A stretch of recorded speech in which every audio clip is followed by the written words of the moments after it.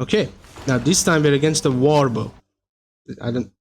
Now, the whole point of Warbows is that they have a lot of range.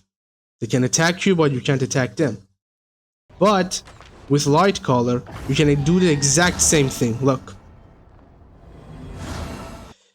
Now, Lightcaller is just like a Warbow, but with more advantage. You have long range, but at the same time, you also deal a lot of damage. You don't need to chip them down like bows. No, instead, you deal a ton of damage. So you do pretty well against bows, especially Warbows, because you can hit them. They might not be able to hit you, or even they do. But even if they do, it doesn't matter because you deal way more damage. They cannot run away because you have way too much movement speed, and because you're also using health potions, you can trade really well. They can run away, and while you are chasing them, you use health potions, and you have your smuggler KB resets. It's going to be pretty easy. And since they also don't have any way to stop your cultist robe, I mean this one has because he has Call of Purity, we can take very well trades. Now in here I tried to stop him from resetting. I failed. But now I can run away again, and now the fight is fully reset. And it's fine.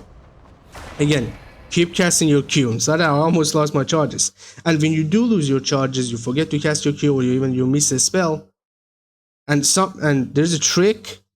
There's also a trick. If you can't cast your Q or W to gain back charges and you're losing charges, you can just turn into the Dawnbird, cast your E, and use a Q. That way your charges will reset. You will use one charge, but your charges will also get resets. And then you can cast your Q on yourself again. But constantly, the movement speed is very important.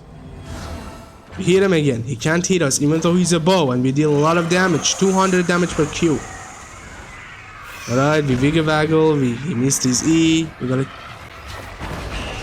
Now I casted my polymorph and I thought it's gonna hit him, but unfortunately it hit the goddamn mob. It was in the way. So I casted my judgment. Using judgment when you miss your W is not good, but you also kind of need to anticipate if your W is gonna hit, because you need to chain cast your abilities. Now it didn't hit, I used my judgment, but it hit him anyway, so it's fine. And it doesn't even matter if they are Hunter Hood, the damage cannot be reflected, so it's fine. We're gonna cast our Q, we're gonna use our health potion, we're gonna walk back. Now even if he runs away, you can still catch him, it's completely fine.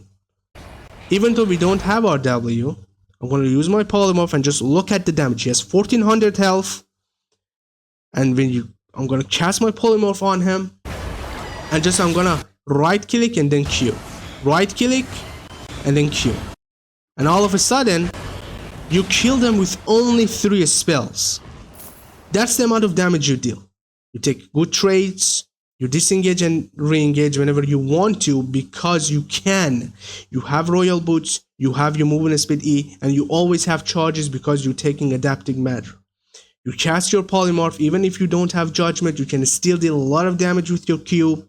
The goddamn ray, it deals a lot of damage. Right click and then Q. Right click and then Q. Every single time that you right click, they get a debuff for 10 seconds that if you hit them with your Q, it's going to deal an explosive damage around them. And it's a lot. I mean, I think it's just as much as your Q.